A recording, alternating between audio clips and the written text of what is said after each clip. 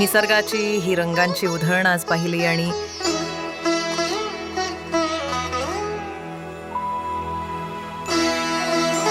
आषाढी ते कार्तिकी एकादशी दरम्यान पाठोपाठ झालेली सणांची उधळण डोळ्यांसमोर आली.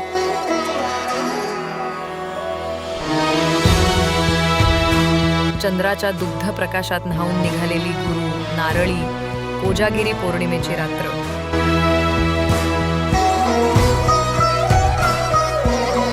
विठू नामाचा गजर ते गणपती बाप्पा मोरयाचा उद्घोष.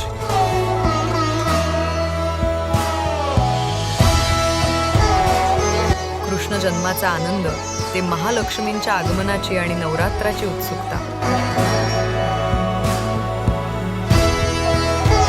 बैलजोडीवरील प्रेम ते नागदेवाप्रती कृतज्ञता.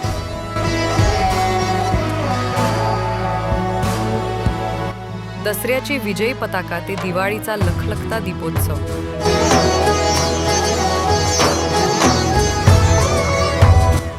आता कार्तिकी एकादशी येणार. भगवान विष्णूंची योगनिद्रा पूर्ण होणार